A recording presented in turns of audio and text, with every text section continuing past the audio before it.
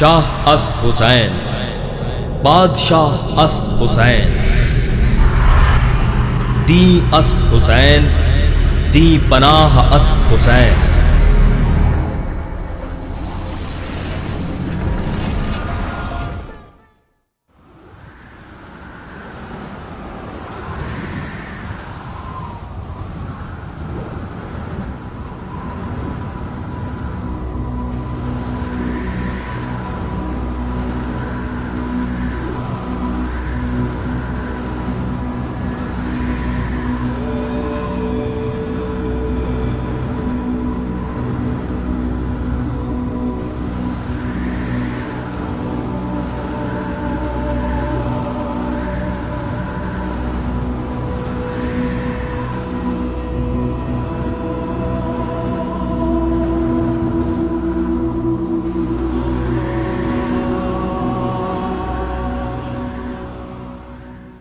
মুহররম কেবল একটি মাস নয়, বরং ইসলামের ইতিহাসের একটি জীবন্ত অধ্যায়, যেখানে বিষাদ, সংগ্রাম ও আধ্যাত্মিকতার মিশ্রণ রয়েছে। মুহররমের 1 থেকে 10 তারিখ কারবালার ধারাবাহিক উল্লেখযোগ্য ঘটনাবলী। 1 মুহররম 61 হিজরি, 2 অক্টোবর 680 খ্রিস্টাব্দ। ইমাম হুসাইন আলাইহিসসালাম ও তাঁর পরিবার ও সঙ্গীরা কুফার উদ্দেশ্যে রওনা দিয়ে কারবালার প্রান্তরে পৌঁছেন। উমর ইবনে সাদের বাহিনী তাঁদের কারবালায় ঘেরাও করে রাখে। 2 মুহররম ফোরাত নদীর পানির ধারে তাঁবু স্থাপন করেন হুসাইন আলাইহিসসালাম।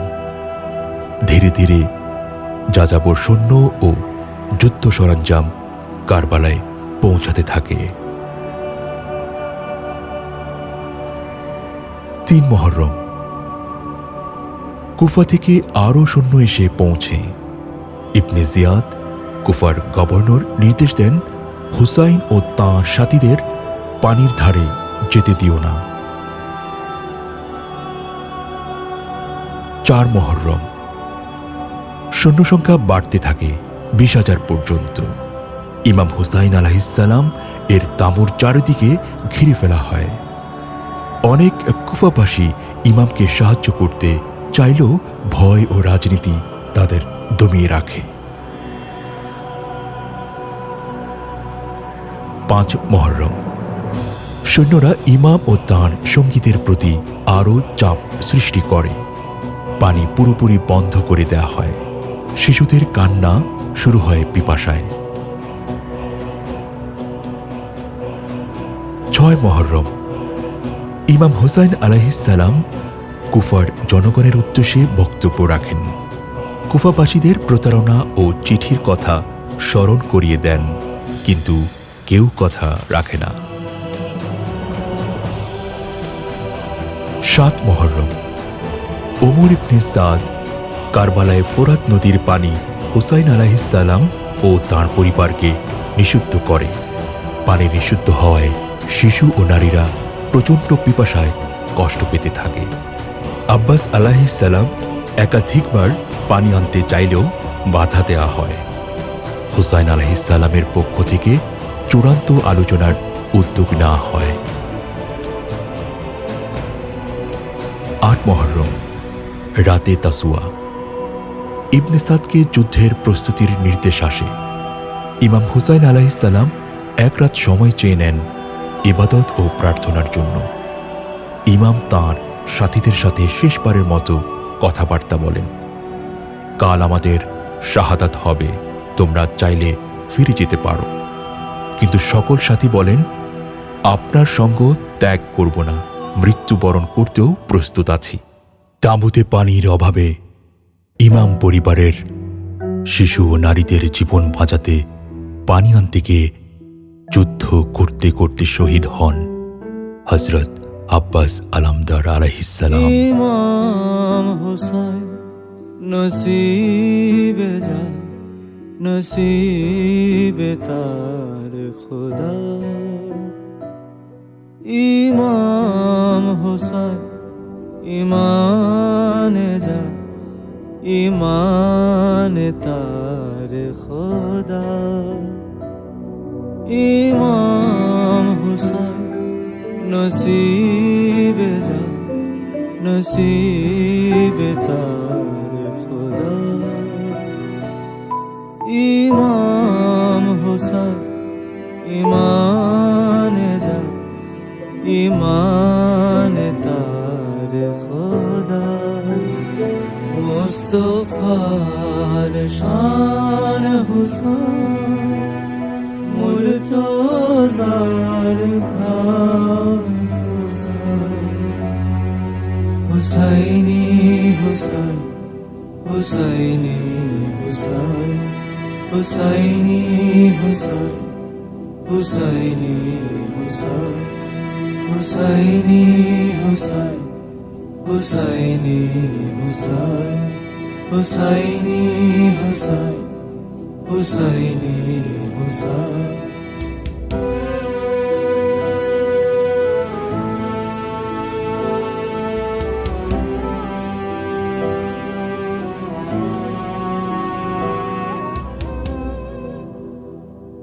काश मेरे डाक चाचा हुसैन साकिनार डाक बाबा हुसैन काश मेरे डाक चाचा हुसैन साकिनार डाक बाबा हुसैन फातिमार लाल हुसैन हसनेर मान हुसैन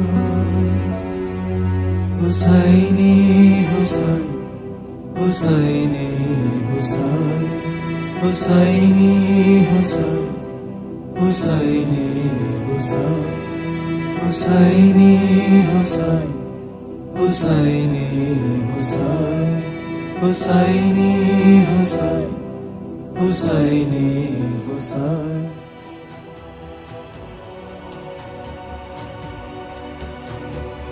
নয় মহররম তাসুয়া ইমামের তাঁবু ঘিরে রাখা হয়।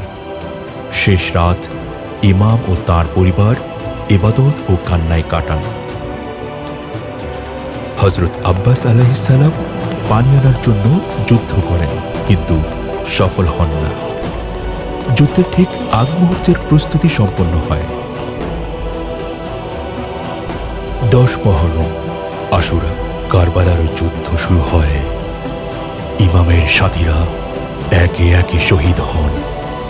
আলী আকবর, কাসিম, আব্বাস, মুসলিম আরও অনেকে। শেষ মুহূর্তে ইমাম হুসাইন আলাইহিস সালাম একা থাকেন।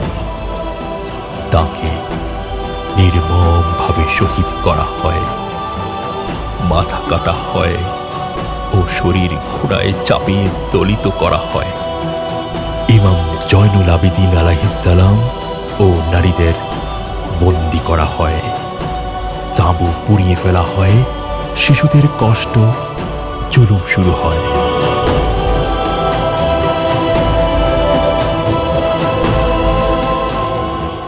এই 10 দিনের ঘটনা কেবল ইতিহাস নয়, এটি ত্যাগ, সত্যের জন্য সংগ্রাম, অন্যায়ের বিরুদ্ধে প্রতিবাদের এক মহান উদাহরণ।